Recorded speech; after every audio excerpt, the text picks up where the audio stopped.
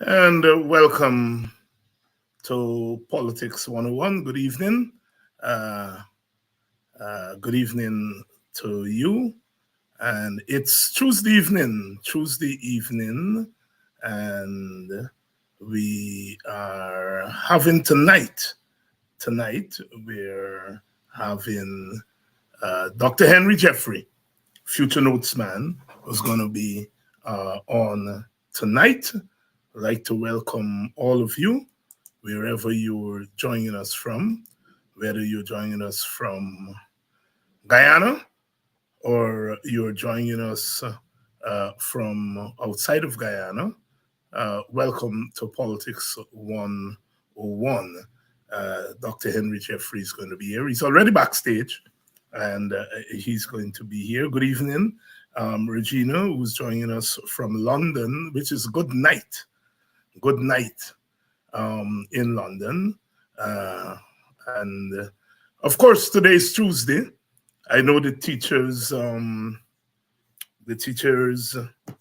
the teachers union and the government, they were supposed to have met today. I was checking the news wires to see if there was anything uh, that is being reported before we come on here. I haven't seen anything yet.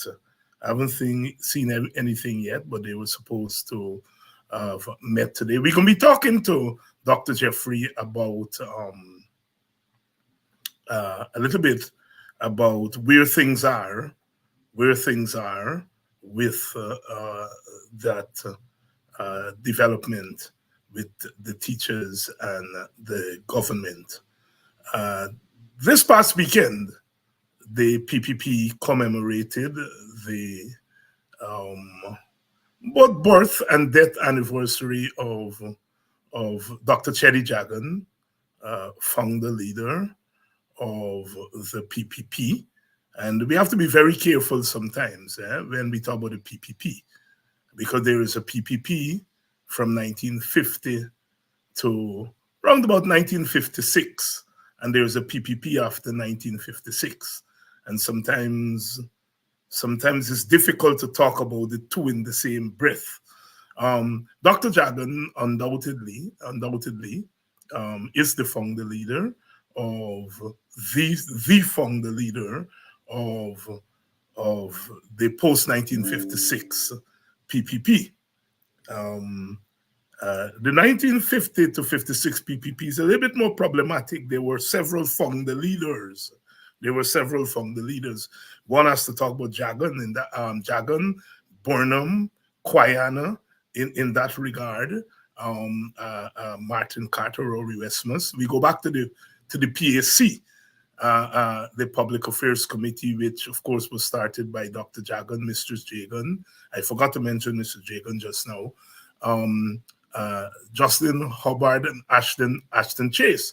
But by the time that was formed in 1946, but by the time we got to 1949, 50, when the PPP is about to be formed, people like Sidney King, now AUC Guyana,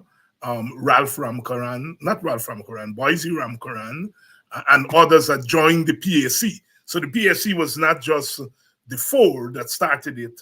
Others joined later. And sometimes these little tidbits in history. But anyhow, the PPP went to Babujan, as they do every year, and to commemorate the birth anniversary of Dr. Chedi Jagan. And of course, they use the opportunity to do what they do every year. It's less about Jagan, and more about the present PPP. The main speakers, of course, were Bara Jagdeo and Irfan Ali, the current president, and neither of them spoke about Jagan. I rather suspect, without being without being elitist, for want of a better, I rather suspect that those boys know very little about Jagan, and they care very little about Jagan. Jagan is Jagan, but I don't think they can speak in a real serious way about Jagan and his contributions and so forth. As you know, there is a book that was recently published um, on Dr. Jagan by Clem C. Choran. I have it here. It's a large book. You know, it's 600 and 700 and something pages. Chedi Jagan and the Cold War, 1946 to 1992, written by Professor Clem C. Choran. And that book, this book, has ignited a debate among, things. The other book I'm reading is one on Burnham, Forbes Burnham, the Life and Times of the Comrade Leader, written by a colleague of mine, friend of mine, Lyndon Lewis, and we sometimes tease Lyndon whether he's Barbadian or Guyanese. He was, I think Lyndon was born in Guyana, grew up in Barbados, but it's also a good read, and I'm reading both of them. And then this week I picked up my copy of Moses Nagamoto, My Quest for National Unity, a kind of semi autobiography by Moses. So this is my reading list for the moment. But Jagan's birth anniversary was on Sunday, and they went to Babujan. And as I was saying, the book on Jagan has ignited a debate on Jagan and communism, and the Ravidev group are arguing that Jagan's greatest mistake was is messing with communism and is anti-Americanism, and their argument is that it caused him, the PPP, and Indian Guyanese to suffer. Of course, they're pushed back from the Jaganites that are left, Clement Rohi and Donald Ramotar.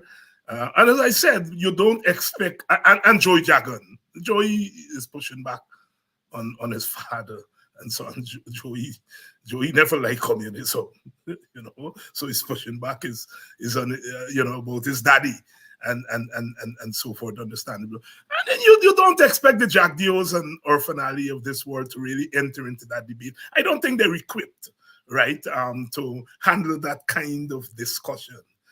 Ralph Ramkaran entered the debate this weekend. He was quite critical of Clem C. Choran and so on, just as Ramatar and others, referring to C. Choran as an Indianist. I mean, I know Clem. I don't think he comes close to being an Indianist, but that's how it is. So we will talk to Henry Jeffrey about this, because it's a topic that he has spoken about over the months, the years that he has been on this program, and he is equipped to really weigh in on that debate. I mean, understandably so. The discussion about Jagan and Burnham, and to some extent people like Rodney and Quayana and others, will continue. It will continue, and so trying to make sense of who they are. I am always skeptical of the communism thing, because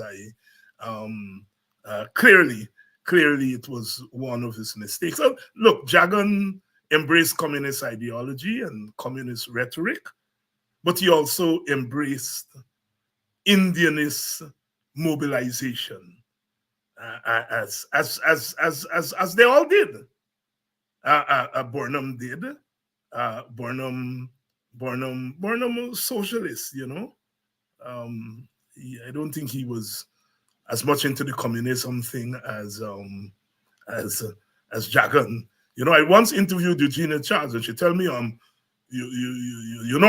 know when Odu became a socialist, the man from the Communist Party, the British Communist Party, used to come every Sunday to the dorms, and I never used to bother with them, but Odu listened to him. But she was clear in her mind that he wasn't really a bleeding heart communist, that she was convinced that he was a socialist. Quite a lady. Was one of the best interviews, and I've been looking in the archives of Carib Nation to find that interview.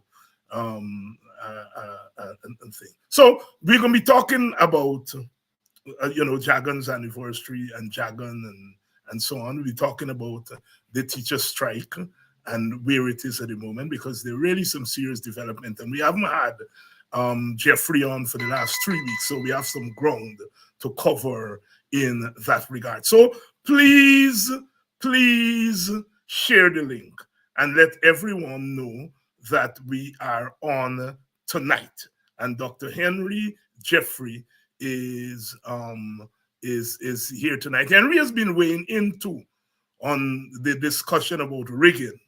I will retire soon, and I will get like Jeffrey to get more time to weigh in on these discussion. When you're a professor and you retire, the work continues. The only thing is that you're not going to class. You don't have to go to class, but you still have to do the reading and the writing and the analysis and so on. And Jeffrey has been weighing in.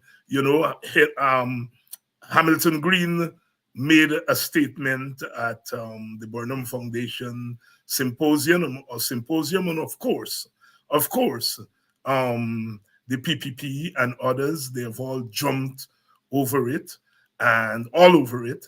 And Jeffrey gave his take on it. And since then, the talk about rigging has come to the fore again. So we'll talk to Jeffrey about some of that too.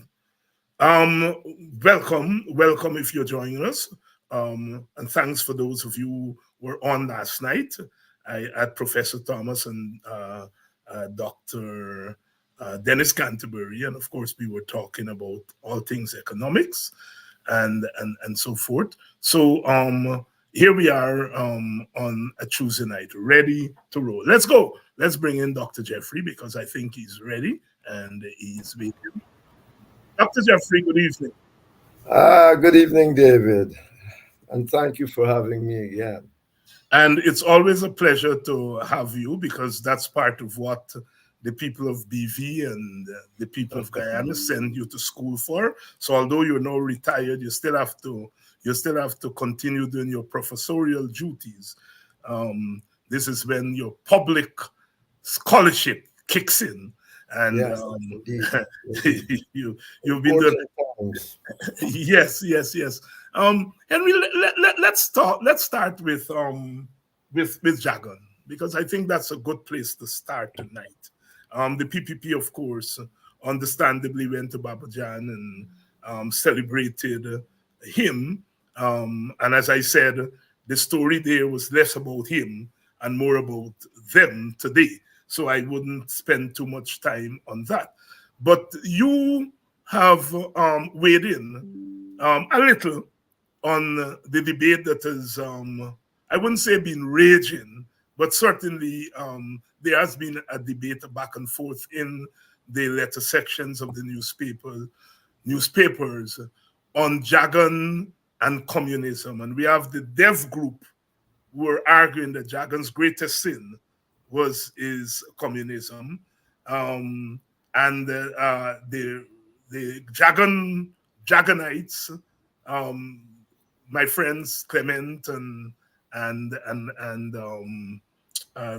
Donald, they're arguing that Jagan didn't embrace race, and in a sense justifying his embrace of communism and class and so on, to the extent that he didn't embrace race, and that what Dev and them wanted is a Jagan that embraced race, and that Jagan stayed very clear of that. And then, of course, you had Joey. As I said, Joey's intervention is less about Jagan's ideology and more about don't attack my father. Is that debate about Jagan and Jagan's praxis, is it still relevant today? Well, it will be relevant so long as you have the kind of ethnic society we have, because the PPP, Jagan, as you said it. I mean, you have answered your own question up front in the sense that Jagan was a communist. There was no question about it. He wrote letter to people and say, "Look, I'm a communist. I'm going to bring Guyana into the communist fold. I'm going to bring the whole Caribbean into the communist fold, not only Guyana, because we are important. We have the majority in the party are communists." And he wrote to them, and he wrote to the Communist International. He sent it to Czechoslovakia, but in those days they had to pass everything down to the Communist International and all of that. So Jagan was a communist. No question about it. It is not a if and but anymore. You remember for years before I saw that letter, I always tell Jagan he was a communist, by the way. And that's why I think we become friends. You say you are all communist. So I've always insisted, ask Rui. I used to tell Rui, are you all a communist? So for years, I was principal at Korokoro College. I invite Jagan to talk, but at the same time, when he started with that, I had to intervene to say, look, you are associated with a whole lot of communists all over, and that kind of a thing. So then it was never in my mind that Jagan was a communist. Now, if you were a communist, you are for the working class. Indeed, if you are your whole idea is that the working class as a class is not ethnicity. That's your focus. It's the working class as a class of people, Indian, Black, Portuguese. Remember, because he hadn't much hold in the urban areas, the John Carters and all of them carried the urban areas. I think it was even in New Amsterdam, I can't remember his name. But Dr. Kendall. Right, Kendall and them carried it.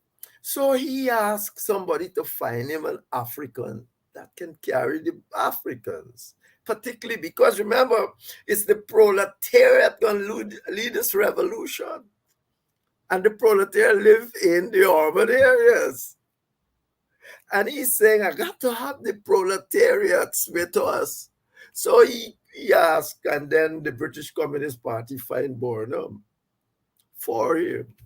So when you said Burnham and Eugenia Charles, yes, Burnham had a card. Had a card from the British Communist Party. I don't think he was ever that kind of a Stalinist. I think Guayana, your partner, used to call him a Titoite. He was more like Tito and Yugoslavia and all of that sort of a thing. So, yes, Cherry Jagan was the racist. But given the nature of Guyanese society, he had the votes, and he had the Indian votes behind him. Now the question, and mobilize the Indian votes, particularly after he got thrown out. The British came, you're talking about rigged the election all the time against Jagan from 1957 all the time. There's come and talk like if it's Burnham start rigging the election in Guyana. Then gerrymander. As I said in my little thing the other week, Jacob Simon, he went to the secretary of the colonies and said, but this thing intended here, man. But that's what we intend to do. We want to get rid of you. So don't complain. It's not going to change. So they're gerrymandering the seats, making one seat for 31,000 votes in quarantine. And Burnham and Kendall getting one seat for 5,000 votes. Everything they want to do. Now, I'm not saying they were wrong, because communism was intended to end democracy, liberal democracy. A communist regime got another kind of proletarian democracy, and as expressed in the communists in the Soviet Union, that was dictatorship. There was nothing else but dictatorship. So effectively, when you can't use something to destroy that thing. This is liberal democracy. I'm not going to allow you to use it because of your ethnic majority to destroy the whole world of liberal democracy. And so the British America was totally correct in my view. To stop it in it. It's either that, had he gotten through, maybe all of us would have had to be in the bush fighting with guns for our freedom, because they would introduce a system like that. So I don't even bother with that. I mean, they all know that Jagan is a communist. I see Rohit trying to make him some sort of social democrat. I don't think, Jagan, my friend, I don't see why he wants to do that.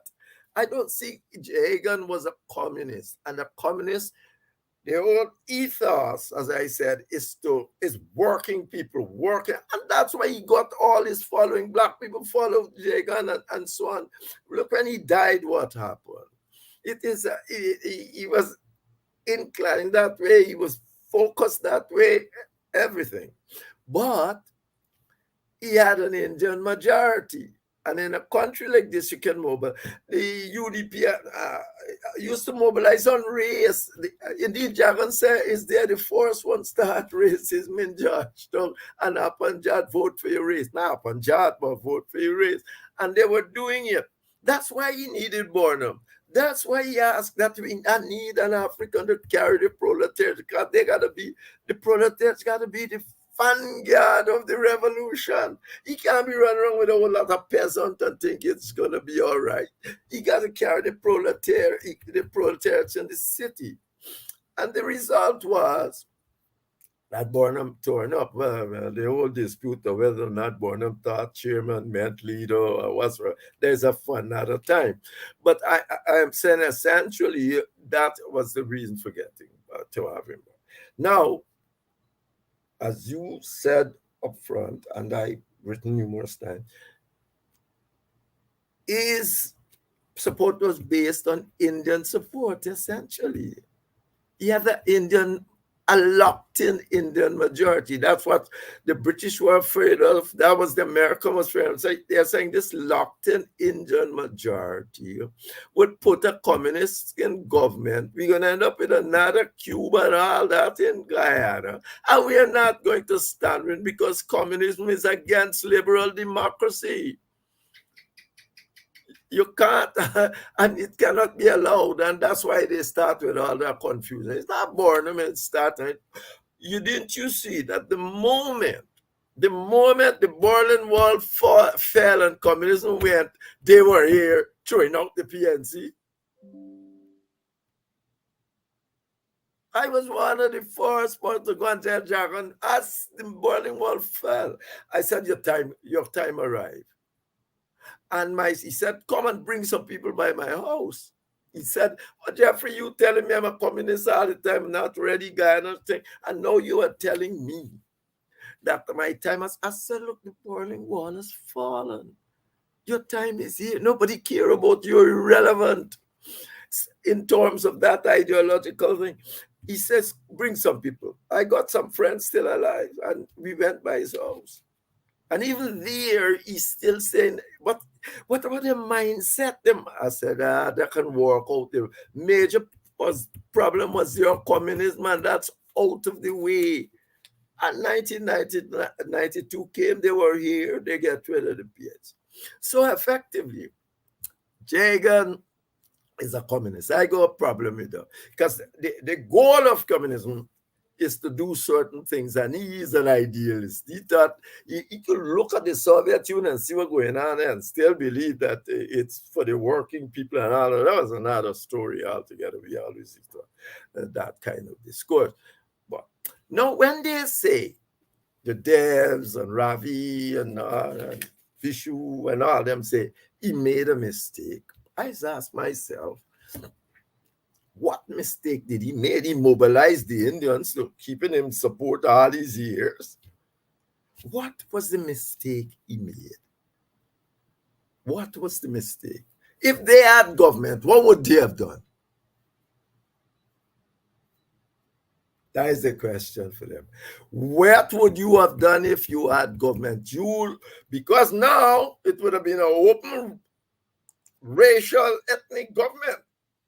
You would have got 43, the PNC over there. What would you have done? What was it? Or how would you have organized this thing? You just would have had an hegemonic Indian government running. Vishu did say that he liked the model in Singapore, where the Chinese are dominating everybody else.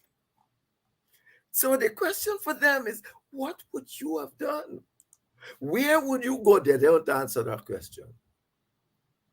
We are an Indian government in a majoritarian system. We would have run it how we feel like running. Precisely what Jack Dio doing now. Precisely. That is what they would have done.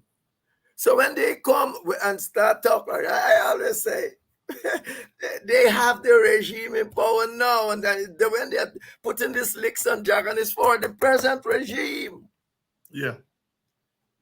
It is for the present regime. They're saying Jack Doe is doing the right thing because, well, he don't even have the majority. He can manipulate the election here and there and so on and so on. And everybody be doing that here and there. But they are saying he got the Indian government, so what? The question is that the answer to Guyana system? Once you got half and half, you can't rule like if you are Indian government doing what you like. The Constitution allows you to do that. And that's why the Constitution must change.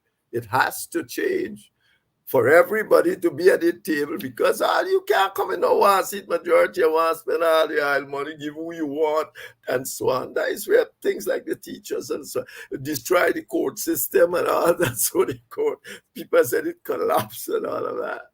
So those are, I think that they're not answering it. If you were in power, how would you run this system today? That half and half now, you don't even have any majority, but because of how things work, you can go out of 50, maybe the PNC. Now, please tell me, what would you do? You heard it. You heard it here from Henry Jeffrey, and I hope my friends Roy and Donald are listening, because I think they're stifling their conscience. I agree with Jeffrey that Dev and Bishram and them, they're going against Jagan and Jagan communism, really to endorse the model today by Jagdio and these people, which is a model of ethno-political domination and some capitalism thrown with it and so on. That's what they wanted all the time, and they get it. So they don't want to throw Jagan, and saying he's a nice guy. He wasn't corrupt. He wasn't this. He was that. But his one mistake was communism, and that's where they get in trouble, because you can't say it was a mistake when you put it in real time. As you ask, what would you have done? Jagan compensated for his communism with the ethnic mobilization. Because even though Indians may not have liked communism, and they may not like the communist Jagan gave them a kind of ethnic security. And I think both sides are being dishonest. Roy and them don't want to admit that Jagan did ethnic mobilization, right? And the other side don't want to agree that although Jagan was a communist, he still did the ethnic mobilization thing, and really is a confirmation of it for these in power today. But have you picked up your copy of Ciceran's? Not, I got something, but I have not gone through it as yet. Right. I think Ciceran was saying this kind of thing for a long time, and everything I hear other people are writing about it, I haven't seen anything new. Exactly. I've seen nothing new. So, I mean, other people who have read it are saying things, and I don't see what is new there. And therefore, I mean, I got other things that doing too, and all these things. But so I have not heard anything new. I will get to it, but right. There's nothing new. I think you would find this interesting. Well, yes. Well, we will see. I mean, because nobody has even reviewed that.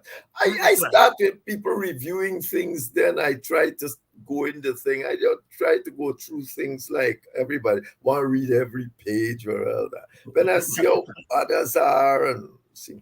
But and I look at what Citron was saying, this kind of thing for now. Indeed, the letter that Vincent published about Jagan and the communists, now, I don't think it's there because they would have said because, and anyway, that book could have been a thing for long. But by that time, Yeah. right. So effectively, no, I haven't seen anything particularly, and so no, I'll get there. Right. I mean, it's book on Jack Campbell and so Yeah. on. It was way back. It's the Long same time ago. thesis. It's a continuation of the same thesis. It's not anything that is Yeah. new and so forth. But I think as with the Burnhamites, Yeah. it is the same with the Jaganites. It's a difficulty to open your leader to a dispassionate kind of analysis. And I think both sides do their leaders a disservice Of course. by not opening it. I think, which brings us to the rigging. That Hami made a statement at the forum. You heard it. I heard Hami's statement. I was not about to go tearing the hair that is not on my head off, because I was saying much ado about nothing. And in the context in which Hami was speaking, I think some people went too much overboard. But that's my thought.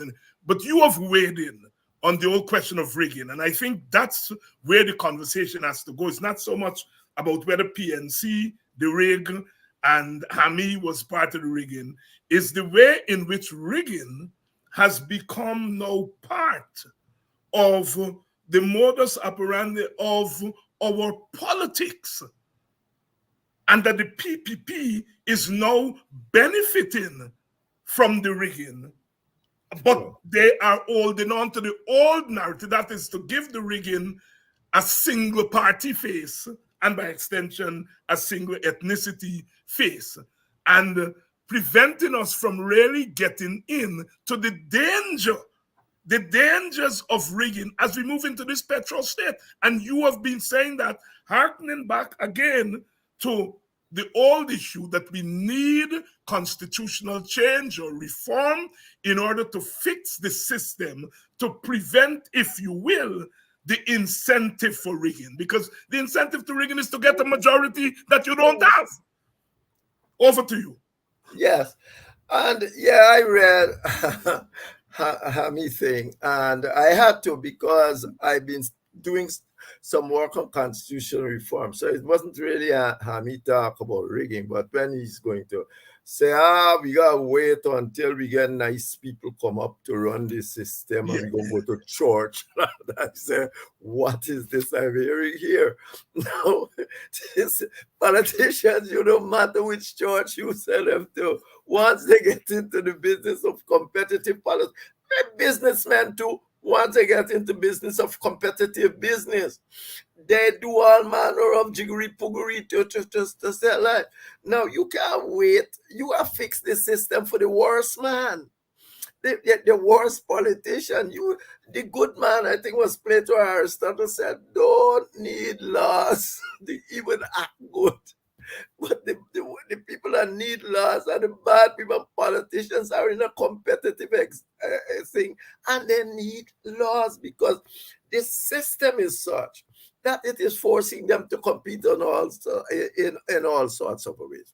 Now, so that was what drove me to Hami's piece, that he seems to be thinking that essentially, although there's a whole lot of other contradiction there. Let's do this, but let's go to church at the same time. I know you're going to do that and you're still going to church rather than. But that is not the point.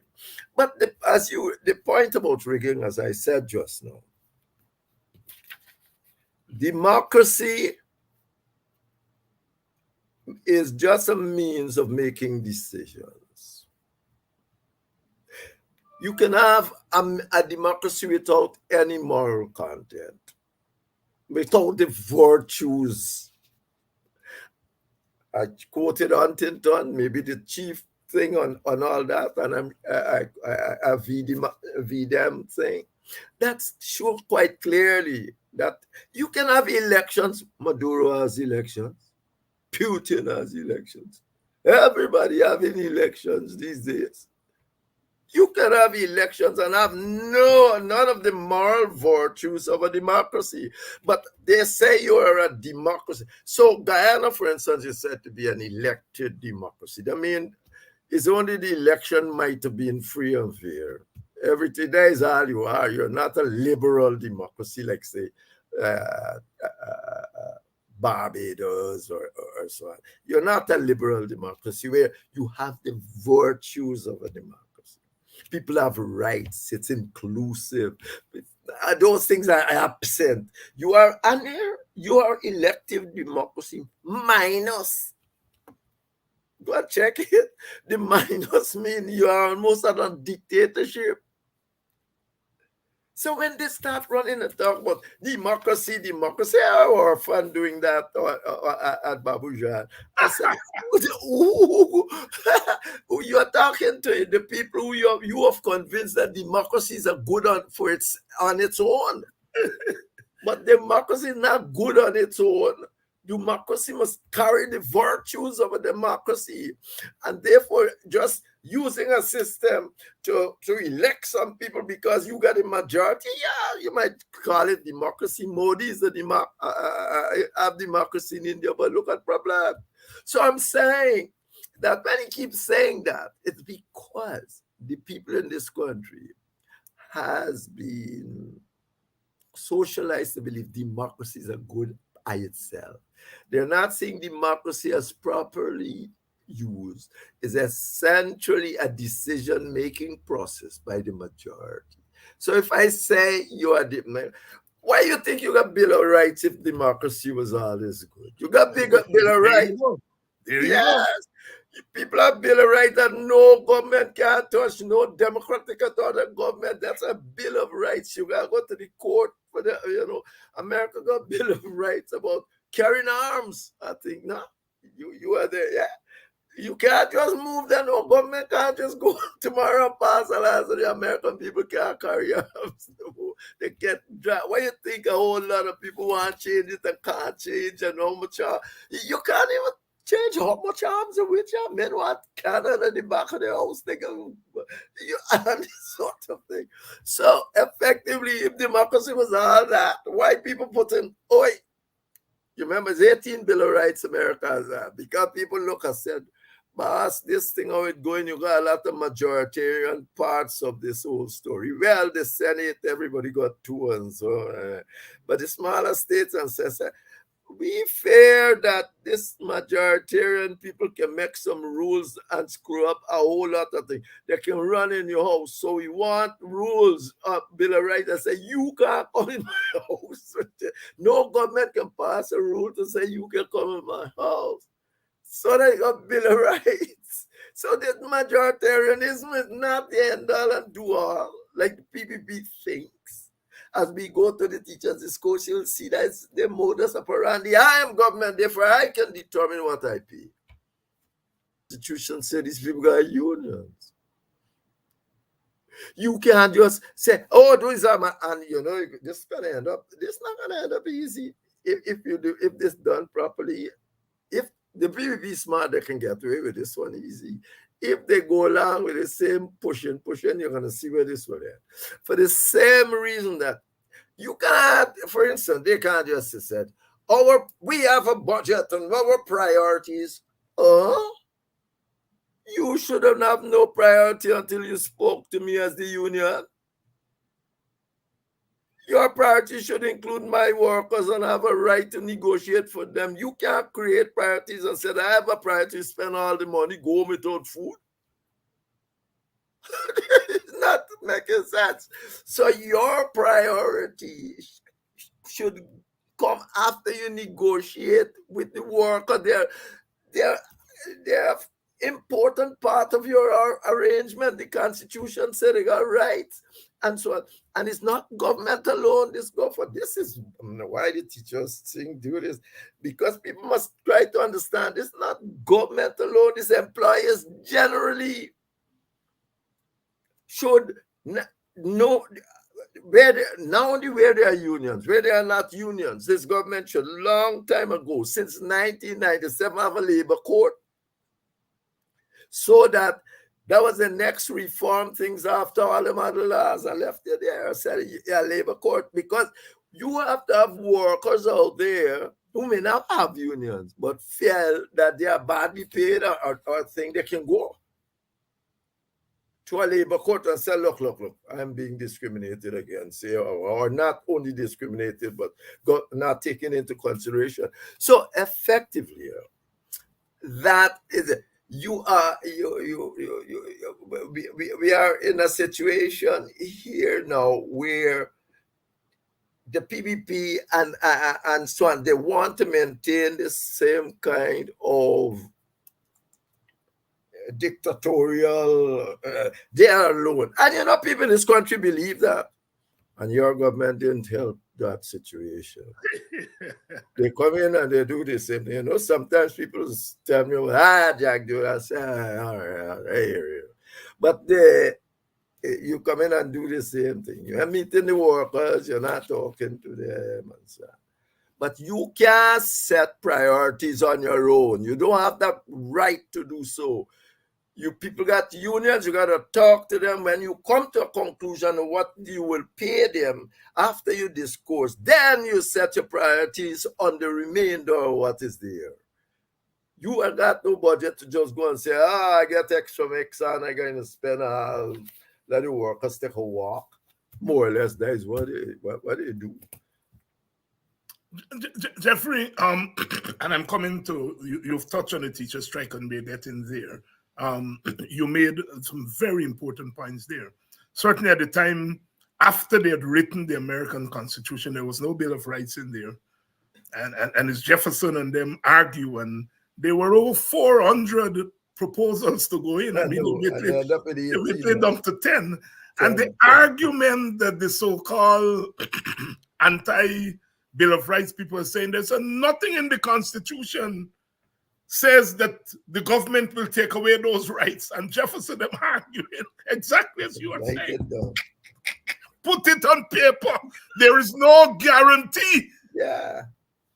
And so therefore, when I hear my comrades who say, well, this constitution that we get is a good constitution, I don't argue, the constitution will be good until somebody make it bad, And so therefore, as you have said, our study of politics through the centuries have brought us to this point that you have to have rules, not for the best of us, but for the worst of us. And the other observation I want to make about the Americans, they wanted the small states as part of the New Jersey plan, did not want a one-person presidency. We look at places like Switzerland and so on now with multi-party presidency, and we think that is a 20th century thing. But back then, the small states were saying, we fear a King George era.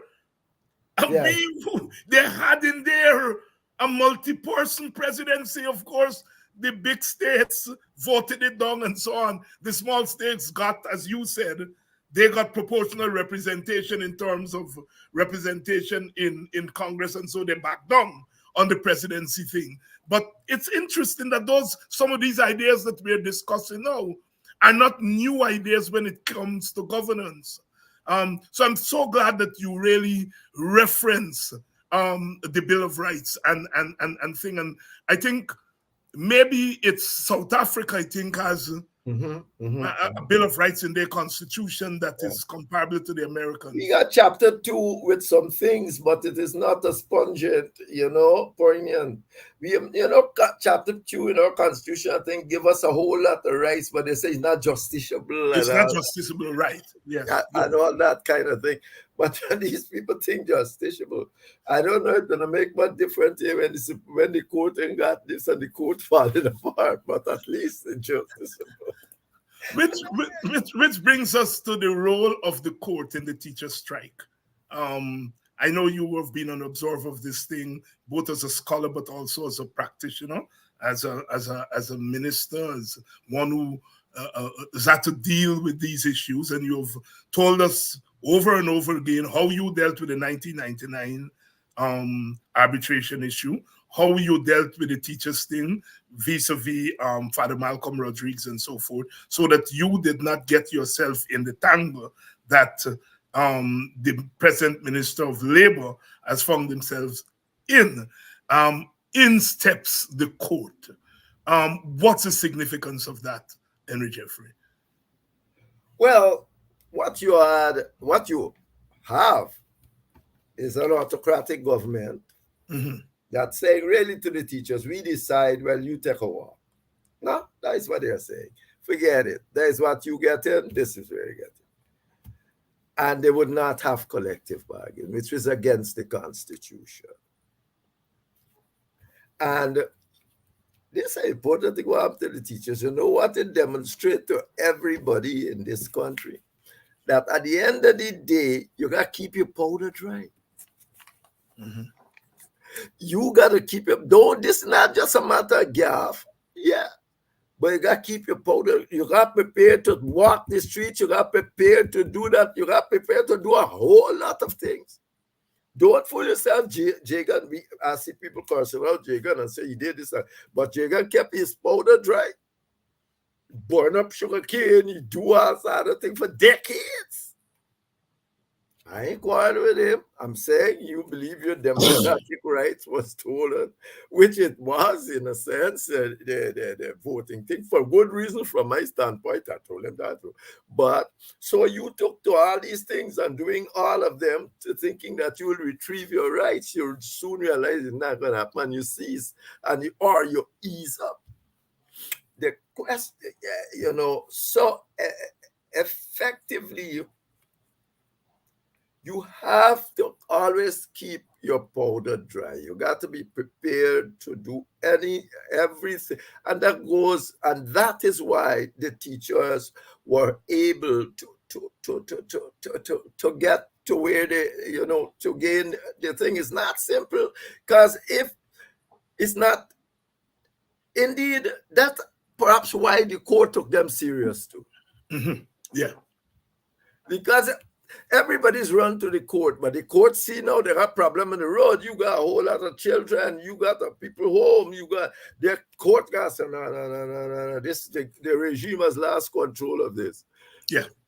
The regime has lost control of this. But now it's in the court. We have to look for the things the court will define. The court can define a whole lot of things. For instance, all right, when does a strike break down? Remember, I can't be on the street and the strike can break down and the discourse can break down. I'm on the streets, by definition, what I am saying, according to the industrial, once one party said break down, it breaks down. So if I'm on the street, it has broken down. The discourse between me, the next case is conciliation. And the Ministry of Labor should facilitate that. It's not for you to say then it's not broken down and then said, we are prepared to talk. If we have been talking for a period, so how long this period must be? When is thing considered broken down? The rules, I think what the labor law say is that once a party is so determined. Remember that the trade union rules are essentially to stop strike, to prevent strike in a legal and proper way. You said breakdown, let me go to an conciliator. Conciliator, we can't speak to us and we agree, then let's go then to arbitrators. So effectively, that's what it's intended to be. So it's important there in the courts. And I think this process mustn't end without some clear notion of these things I've been talking about. How long you got to go on, and who determines when something is broken down? What is the format? What is the format for the teachers' union should want this? Not just you coming up with some money, some and I come up with one. There must be a format like for you to say this is, and teachers have that expectations every year. Jagan to come up with a formula, you know. Jagan had said that the rate of inflation plus growth on the economy should determine salaries. Yeah, you know, if the produce don't know what's happening. They gotta send the rate of inflation low. Them teachers get up in 80,000 US. Yeah. You know, even if you put it not at GDP, but the GNP, it's a whole lot of money. But remember, in around 1994 or something like that, before he died, Jagan had to pay a lot. He had to pay almost 70% in public servant salary because of the growth of the economy. That was the theory. Yeah, right. Growth in the economy and the inflation rate. So if you add that up now, God knows what would happen. So yeah, so you should have some sort of formula. They're going and say we want a 3-year deal, but in these times, all right, great, but they must base it on some kind of formula of how this happens. So teachers can wake up 2 years before they pay and have some sort of expectation of what it is that they can have. So they will have. So it's important that we went to the court. It's important because now if this breakdown, which it's if the teachers hold the line might well do, by the way, the court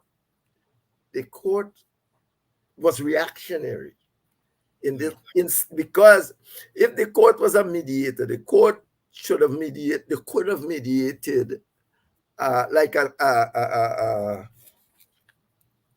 try to reconcile the problems. And if the court couldn't do it there, or the people they put there, the mediators they put local, and they should have tried to deal with at that level, but they didn't do that. All right, you can't get everything. They go back and send them back to speak when the speaking was done. I was on this street because I can't speak no more. But they send them back to speak. All right, so they send them back to force base. So they went back to force base. Now, after that, you got second base, the conciliator or whatsoever. And after that, you will have a arbitrator. And I'll tell you something, all that is under the vigilance of the court, under the view of the court. And that is a good thing because it does that now for almost every single trade union who wishes to do that in Guyana. The court said these are the ways to go. This is the way you must go. You can't just walk out and tell me nothing. This is it. You got precedent that is set there. So it's good. It is good, but I tell you, they only go to the court because the teachers kept their powder dry. Because the teachers kept their powder dry. Henry Jeffrey here tonight, and I think it's a very important point he ended there with, that whatever is happening now is under the gaze of the court, and I think that's a very important development. You know, we've had to contend with some people, even among opposition supporters, even among the teachers who are skeptical, who felt that nothing was gained here.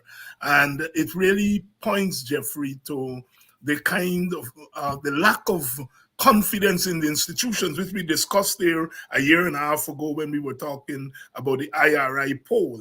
The extent to which our citizens have lost confidence in the institutions, hence the need for constitutional refreshing and repositioning, to bearing in mind that people do not have confidence in the institutions as they function, and that even when the institution, in this instance, the court, is really on their side, that skepticism, for want Government of a are better term, powerful. kicks in. Your The comment on government that? is all powerful. They can do anything. Exactly. That is part of Guyanese psyche, because everything else has been like that. Remember, and you know, you got to remember too, you know, all of these people are running government. Won't they ever lived under dictatorship? Yeah. They don't know anything else. Yeah. So when you tell them about democracy, it's always to read something in book, how it actually operates, and so they don't know. All they know is Burnham dictator from just a couple of years with Jagan, maybe, but even that was only settled with right? 2020 rats, and here we are again, a dictatorship. So effectively, and the people who are running it, almost every single one of them, maybe except with Ralph Ramkaran, who lived a few years doing law, and it is dictatorship there now. And it's easy for you to sort of think and blame them, like, you know, you got to sit back and say, but all these people know is dictatorship. And that's how government's supposed to run. I do what I want. And, well, but it's worse because you went to Russia. Yeah. So No, Jeffrey, you're quite right. I mean, I am sure that you have been doing the same in an informal way, informally been really trying to, talk to teachers. Some of them contacted me, some of them I was asked to talk to, and so on. And it stopped me my tracks when I'm trying to say to the teachers, but you have won a big victory. Yes. And it's not you. Well, as a teacher, you know when you're not getting through to your students, eh? Yeah. And then I had to pull back and say, but this is not about them. It is what they've experienced. The government is all powerful in their heads, Yeah. Which brings me, Jeffrey, to the rebuke. It wasn't veiled at all by President Lula. And I think it was a man on this program who said Lula could do it because he's not begging Guyana government for anything. The CARICOM people come here, they saw the teachers, they said nothing. Lula came here, he saw the teachers, he talked about unionism, he talked about workers in this country, and talked about that same jargon formula there of the rate of inflation and growth, and 75% of the workers in this country, how their wages are being calculated. And very importantly, he talked about the marrying or lack thereof of investment in human development and infrastructural development. Were you shocked by Lula's candidness? And if not, why not? And if so, why so? Well, because Lula is a old trade unionist. First of all, Lula, I think he went to prison or some things like that. So Lula ain't gonna make any. First of all, you depend on Lula to defend you against Venezuela. So he got a whole lot of leverage. You're not going to make any noise about that, I think. And he's going to state what are the principles of trade unionism and all that. That's what give him his bread and butter in the first place. He grew up in that. That's how he started up. So you are not going to get him to come here when workers are saying, and he knows that that's what's happening here. He got people here saying these people don't want collective bargaining. Well, that was he killed Lula. He could follow him because he said, what? That's impossible. They don't want collective bargaining. It's impossible. And I'm not going to go anywhere and don't say that if that is the truth. And so I am not particularly, given his history and so on, I'm not particularly surprised that he did it. I think the government also might be surprised that he did it. But Luli's old-time trade unionist, you know, that's where he came from. He's not going to sit back down and say nothing in a blatant disregard for the rules of trade unionism and all of that. So no, I was not particularly surprised. You're not surprised at all. Jeffrey, our friend Ralph this weekend weighed in on Jagan's attitude to the Federation of 58 to 62. And he accused those who have criticized Jagan of relying, Clem Sitchoran, he accused Clem of relying on Jagan's 56 speech and Guyana's response as his source for saying that Jagan did not want to take Indians, did not want to take Guyana into the Federation because Indians would have been a minority. And for years, I have had that tangle with Ralph. I don't think there's anything that they could point to definitively to say Jagan opposed the Federation on this ground, except that he thought that it was, you know, I think he wrote that the British was a way of recolonizing the Caribbean after colonialism and so on. What's your reading of Jagan's attitude to the Federation? I got two-pronged thing to that. First of all, yes, Jagan gets most of his votes from Indians, but I don't know that he would have gone into any federation that would have taken away government of Guyana from him based on the same Westminster model. Yeah. Right? So he would have gone and he would have still be in government. But indeed, I think, but the other side is that what influence he would have had in this situation when he is, remember, Jagan is an old communist. He already write people and tell them how he's committed to forget this. So he might have had other good reasons to want more leverage to act. Because if you gone in that federation, they can make, and it's majoritarianism there too. Yes. In a way, even if you can say, well, according to people, how much population, you can go there, but it will still be like you always wanted to say no to certain things that the people are saying yes to. And all of these people are capitalists for the most part. All of them, they have no thing. It's later down, we end up in Manly and so on in Barbados trying to be a bit more radical. And most, well, we had Bernard and them in Antigua. In Grenada. But the point is, so Jagan must don't want to tie up with all these capitalists because he's gonna get screwed, he's gonna be screwed down. So I don't know. I have thought of that too. I've said, yes. But what would this have done to his racial majority? How would it affect it?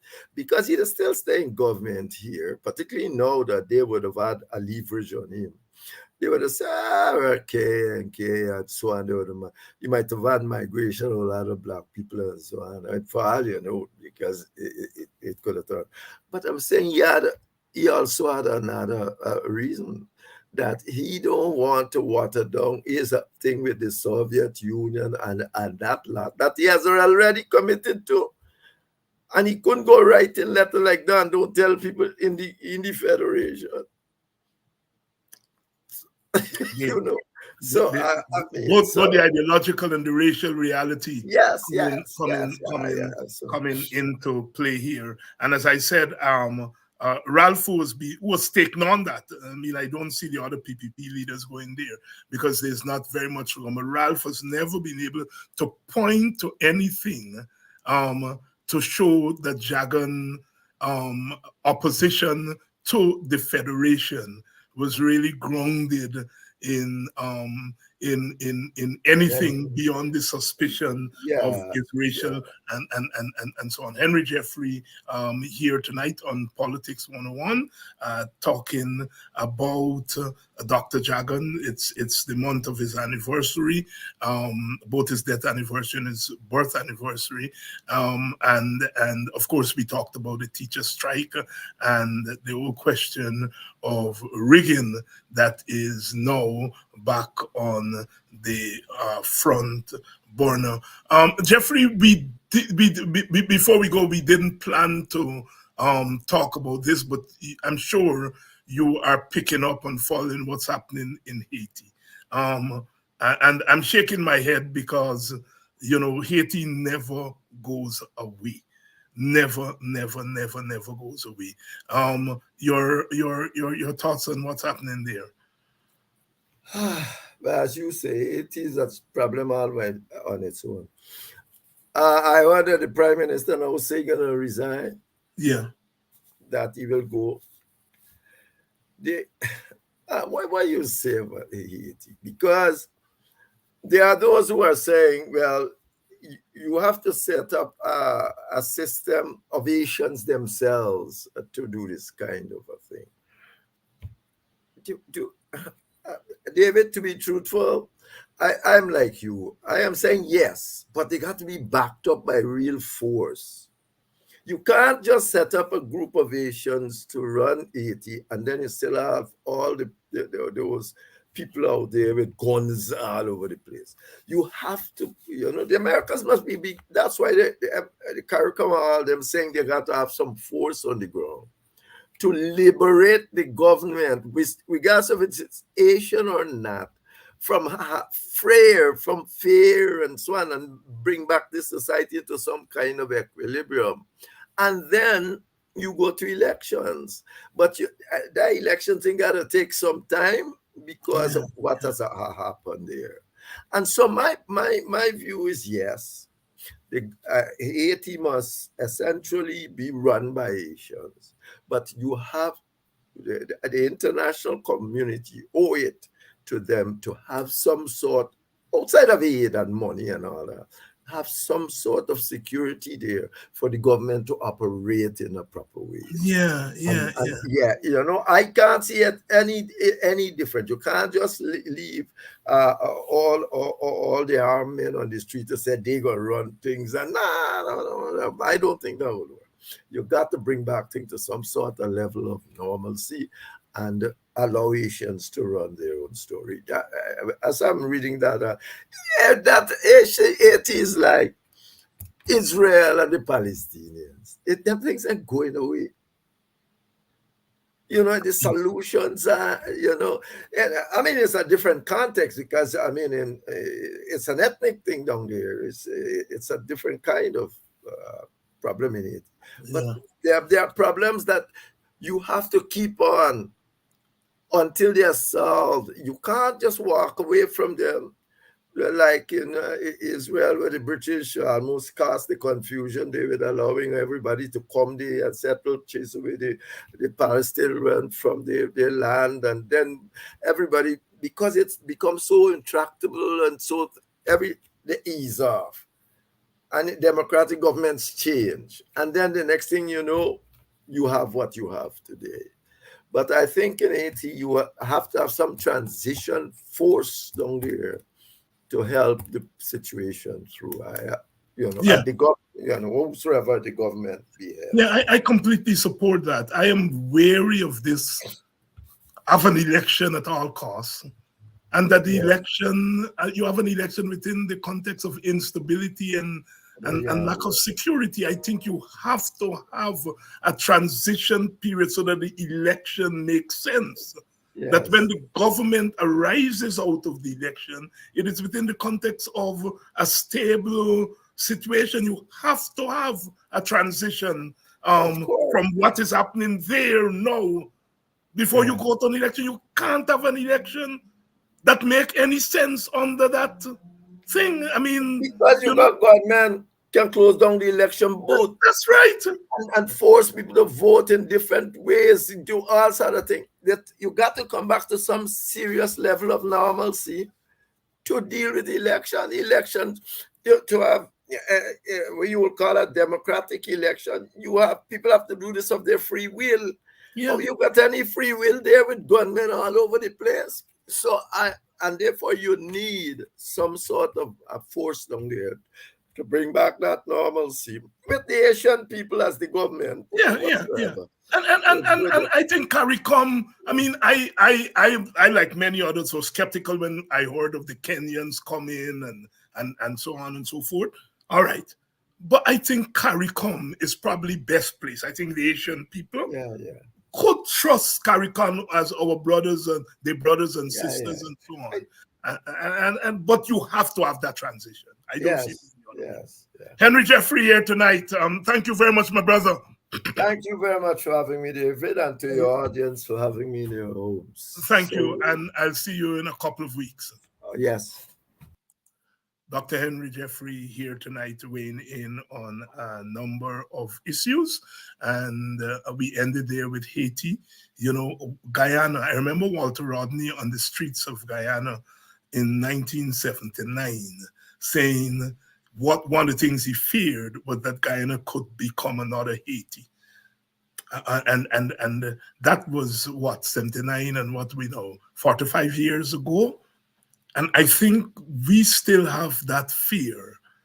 You see, when the government breaks down and the government pushes its citizenry to the point where the system breaks down, there is no order, there is no a sense of legitimacy from the people's standpoint of the government, then you get into the state that Haiti is in. And when I listen to Hamilton Green, I think that's what you're hearing, that once again, one side is pushing the other side to the brink, you know? And we've been having this back and forth for too long. So in many regards, we are not far off from Haiti. And then when a government loses its legitimacy, its only resort is to force. And all of us are opposed to the government using force. And so we have to have our own transition in Guyana. But we have a recalcitrant government which believes that because it came to power through a certified election. Note I say certified because the elections were certified. Nobody can quarrel with that. But as the Americans said, it was a disputed election and the government was installed. So you can have a certified government that was installed. And I keep telling people it's not the PNC that said the government was installed. It's the Americans. And they ought to know. And so therefore, as we look at Haiti, and we have to try to do our best, because Haiti is in our region, it's our family. We also have to look at what's happening in Guyana. And the hypocrisy sometimes, you know, you have Irfan Ali flying out to Jamaica to chair a meeting, CARICOM meeting on Haiti. So, you know, you're going there and saying that you're sorry for the Asian people and you're trying to help them, but you're treating their brothers and sisters, meaning the Africans in Guyana, in the same way as they are treated in Haiti. The hypocrisy. And it's not just Irfan Ali, but all the other governments in the region who've not been nice, who have not been nice to Haitian immigrants. Whether it's the Barbadian government or the Guyanese government or whoever, they've not been nice to Haitian immigrants. And perhaps that removes some legitimacy from them as far as a transition in Haiti to some period of normalcy. But I'm saying if there is any quote-unquote external group, it's CARICOM. So I'm not opposed to the election that they're planning, but I'm saying I do not see what benefit an election is going to have in a period of confusion. It was the same thing that led me in 2020 as we were going through the 5 months impasse. to say, here we are at this point, total confusion. We took 5 months to declare the results, not because somebody did something. It's because the PPP went to the court and said they see rigging. And the court, instead of telling them come back with an election petition, the court tells GCOM you can stop the rigging or the attempt to rig. GCOM then used a 4-3 majority to then order an unconstitutional recount. And that is what led the thing to 5 months. It's not nothing anybody did. And the court said to the PPP, you see rigging, do what all countries do. Come to me with a petition after the declaration of the results. So the court opened up by saying to GCOM, look, you can fix something that you see before the results. And GCOM went to the extreme of having a recount. And the recount itself was unconstitutional. Because what it means, if we go by that precedence, is that in future elections, all somebody has to do is to go to the court and say, we see an attempt to rig, and the court will tell GCOM, do what you're going to do. And GCOM can order recount as they did. Therefore, there's no need for petition anymore. And so that recount was unconstitutional. But even though it was unconstitutional, in a backhand way, it was able to expose the actual rigging, not the attempt at rigging. What it was able to expose was that the rigging had already occurred before the alleged attempt to rig. And so that 5 months, I'm taking my time. I don't write as quickly these days as I used in the old days. But I'm putting my thoughts down on paper on that period because I think we have not really examined that 5-month period. And the point I was making in that 5-month period, I said, look, for us not to break down into anarchy and dictatorship, let us use this opportunity to bring the two sides together and to say to them, form an interim government. And I suggested that the interim government should be in there for 18 months to 3 years. And that one of its major function would be to clean up the electoral machinery. And I said, for continuity, since Granger was already there as president, let him be the interim president. And they jump all over me. They said, David Hines wanted to broke up the election, and he said, broke up the boxes. All I was saying is that, look, forget about those boxes. Those boxes are trouble. It showed us. And indeed, the boxes show trouble. And I was saying the way to get around the trouble is for the two sides to come together in an interim government. And just for continuity, let Granger continue as president. And that interim government should see as its principal task the cleaning up of the electoral system, constitutional reform, and to bring our country back to normalcy. Had we done that in 2020, we are now in 2024. Had we put in place an interim government to clean up the country, we would have been here now, hopefully, with a country that is cleaned up, with institutions that are ready to work, and then we could go back to election. We didn't do that, and now we are going back to an election with the same nastiness. All the things that the recount exposed, they're all still there, and we are going to a new election. So we are going to a new election in the same confusion, and that's what I'm warning in Haiti against. Going to an election in confusion. We are going to go to an election in confusion. I don't see the PPP agreeing to any electoral reform unless they're forced to.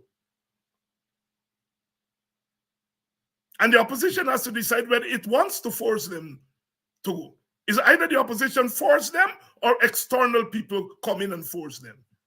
I don't think the external people are ready yet. The Americans have been hemming and hawing, but I don't think the Americans feel that their interests are threatened right now by this government, and they're not ready to come to the table right now. That could change next week or next month. But I'm saying, as I sit now, I don't see the Americans ready to come. The CARICOM is not going to bring anybody to the table. So with the absence of external people bringing them to the table, it is left now to the opposition. And the opposition has to show that it wants to take on that task of forcing this government to come to the table and clean up the electoral machinery and the governance machinery. Because God forbid we go to another election under the same conditions. I don't think it will end nice. Rowley said the last time that he didn't think 2020 would end nice. And in many regards, he was correct. There was no big fighting up and broken up. But look at what we got. Look at the government we got. This ended nice, the PPP government that we got now. Rowley's right. It didn't end nice. And I am predicting now, unless we clean up the confusion before the next election ain't going to end nice. And that cleaning up and repeating has to be done by external forces in conjunction with the forces inside of Guyana, or by the forces inside of Guyana by themselves. The PPP is not about to clean up the confusion. They are beneficiaries of the confusion. And so therefore, as we begin to think about elections, and we are talking about Haiti, elections held in confusion do not bring democratic outcomes. And that's what I'm saying. The 2020 election was confusion. We declared and certified a government that arose out of confusion. And look what we get. The PPP government today is a creature of the confusion. And the 5 months in 2020 brought all the contradictions and confusion of our post-colonial experience. Everything came crashing down in those 5 months. Both major forces said to each other, "You're rigging." One said, "You attempt to rig." The other one said, look. We do something that was never done before. We open the boxes.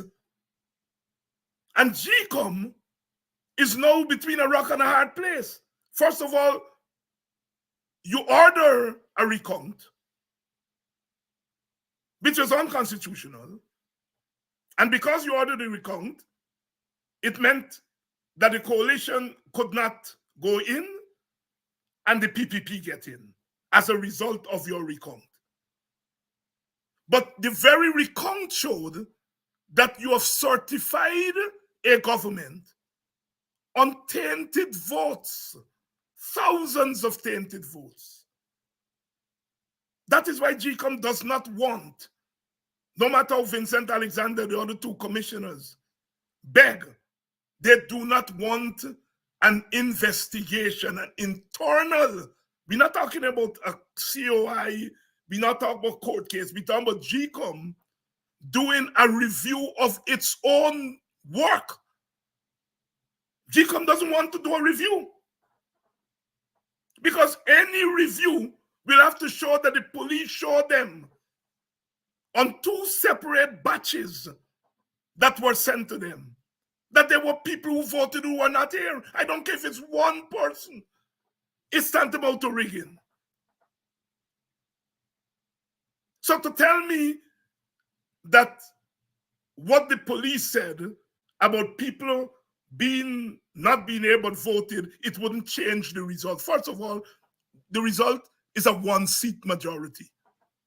That could be changed quickly by a couple of boxes. So that's the first thing that is wrong here.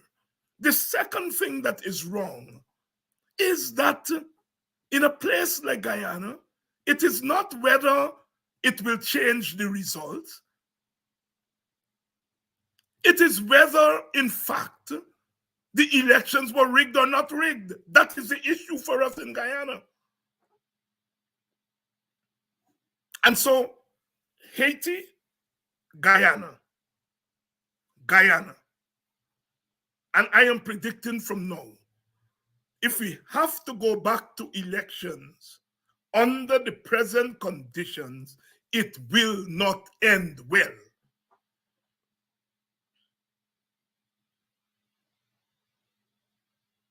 Old people say, Guyana-Caribbean lap 2 times. And I am sure the supporters of the coalition, the opposition supporters, are saying the same thing, Guyana-Caribbean lap 2 times. They're not going to take a second dose of what was meted out to them in 2020. I am sure of that. So we have a big task before us in Haiti, and we have a big task before us in Guyana. We have to change the conditions under which the next elections are going to be held, or else it would not end well. Not because I say that. Who am I?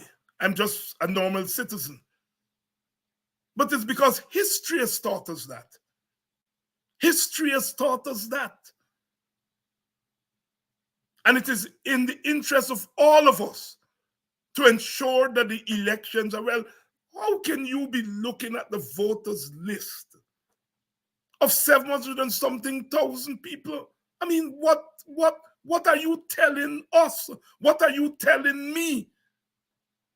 Why would you not want to change that? The court has said you can't disenfranchise people. No, I vote. I vote at elections in Guyana because I could. I live outside of Guyana some of the time, but I go back to Guyana, I get registered. But I am saying, if denying me the right to vote because I live outside of Guyana is what it takes for a clean voters list, then do it. Then do it. Then do it. I'm saying you can do both.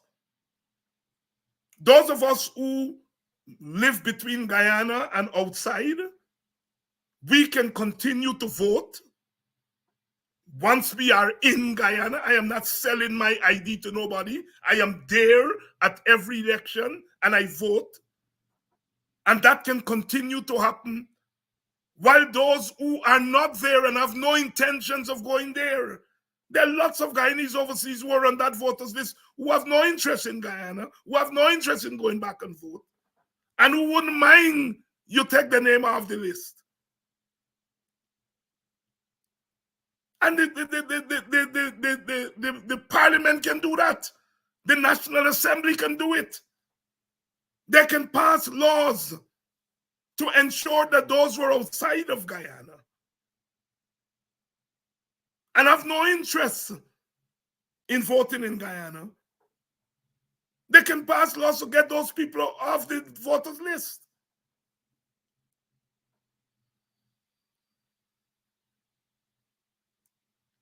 So why is the PPP opposed to something as basic as that? Why are they opposed? Because it is a means of rigging. I mean, they talk about PNC rigging back in the old days was screwed. People vote 15 and 20 times. The rigging today is sophisticated. And that's what the PPP doesn't want us to talk about.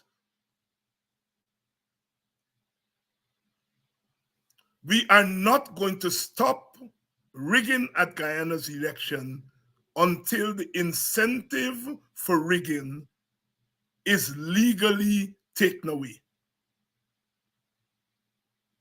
There are too many incentives to rig. And there are too many opportunities to rig. So there are incentives to rig because you have to get a majority in a situation where neither group has a majority, a built-in majority. And so there's an incentive to rig to get that majority. The PNC can say, look, we have showed our hands. We don't intend to rig. We intend to build coalitions. We intend to reach out to the small parties. Whether they treat the small parties nice is another story. But anyhow, at least the PNC has said, the way we intend to get a majority is to form a coalition. The PPP said, we're not going into no coalition. So what's your next bet? What's your next option? Is to rig. Is to rig. You don't want a coalition. You can't go in black people's place and raid their votes. It can't happen. Because they won't pay you no mind. Not many of them will pay you mind to give you the 1 seat or 2 seat you want. But the PNC will not allow it. They will not allow it, and they should not allow it.